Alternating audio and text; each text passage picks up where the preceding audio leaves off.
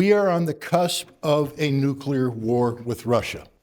The danger of a nuclear conflict today is greater than it has been at any time in our history. There are people who say, well, Scott, what about the Cuban Missile Crisis? The nuclear arsenals of the United States and the Soviet Union in 1962 pale in comparison to the nuclear arsenals that exist today, both in destructive power, deliverability, etc. Simply put, back then we could destroy a continent or two. Today we destroy the entire world. But the thing that's missing is that back then we were talking to our adversaries. We were having conversations. Khrushchev was speaking to Kennedy, either directly or indirectly. Ambassadors were talking to one another. Today, because of the Biden administration's orders, there is no viable dialogue with the Russian Federation as we are lurching towards a nuclear conflict, one that will destroy life as we know it on the planet. Now, the danger is manifested in a number of ways, and one of it is the sense of helplessness we get as Americans. I don't know if you've been watching what's been happening in Washington, D.C. lately. On November 20th, there was a gathering by the Center for Strategic and International Studies. They invited Rear Admiral Thomas Buchanan. He's the J5, Director of Plans and Operations for the Strategic Command. That is the combatant command that does nuclear war fighting. They're the ones ready to fight the war. And he gave a keynote address, but he also answered questions, and I believe it was the second question asked by the moderator, dealt with the risk of nuclear war. And he, of course, started off with the standard, nobody wants to fight a nuclear war, right? Nobody wants to fight it, but he's the guy who writes the nuclear war plan. And then he turned around and he said, but we are ready to fight a nuclear war.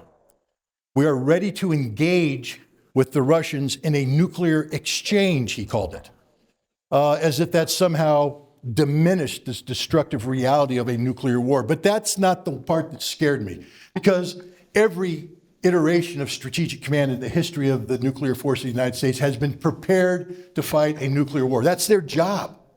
They're prepared to fight it.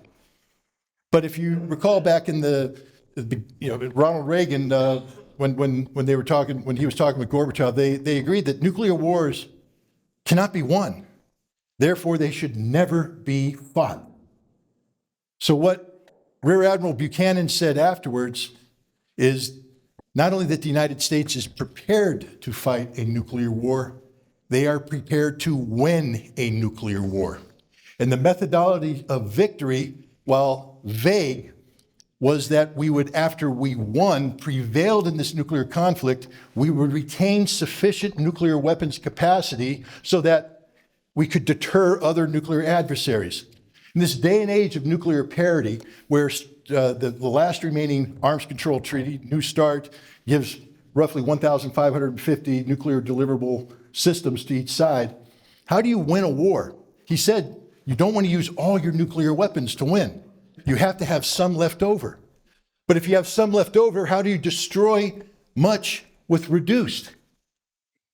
And the answer is in the plans that he has written. Nuclear preemption, the preemptive use of nuclear power, so that we can maximize destructive capacity, eliminate as much of the retaliatory capacity of the enemy, and still retain sufficient nuclear strike capability to deter other people. Nuclear preemption. It is part of the Biden administration's nuclear posture, which was published in 2022, and it's been incorporated in the latest iteration of the Presidential Nuclear Employment Guidance. That is, telling Strategic Command how to fight the war. So nuclear preemption is how we are going to have a nuclear engagement with the Russians that we win. Now, I don't know if there's representatives of the Russian embassy here today, but yeah, I just told you, we're going to nuke you first. But you know that. That's why you're so upset with what's going on with the ATACMS missiles. ATACMS is not a nuclear-capable missile. It's a tactical missile. It's an American-made system that's been provided to the Ukrainians, and the Ukrainians have used it to attack targets inside Russia. The problem is Ukraine can't do that on their own. In order to do these targeting, the Ukraine has to receive intelligence information from the United States that's put together by specific targeting teams within the Department of Defense. That means that we are planning the attack against Russia. Then we have to provide the communications capacity so that the system can guide itself to the target and communicate with satellites. Again, American satellites, American guidance, American encryption. It's an American missile being facilitated for its launch by the United States of America, and the only thing Ukrainian about is the finger that pushes the launch button. And the Russians have rightfully said that this constitutes an act of war against Russia. Legally, it does. One other thing I want to leave you right now, whether it's official or not, America is at war with Russia. We are fighting a hot war with Russia as we speak because ATACMS missiles are being launched against Russia, and that can't happen without American permission and American facilitation. Now, why would the Russians equate that danger to something that could lead to a nuclear war? Because preemption. One of the concerns that the Russians have is that the United States and NATO will initiate strategic preemption with conventional preemption. That is to use conventional weapons like ATACMS, Storm Shadow, Scalp, to initiate an attack, follow that up with a nuclear preemptive attack to decapitate Russian capabilities. So every time we fire an ATACMS missile, the Russians have to say, is this it? Has the balloon gone up?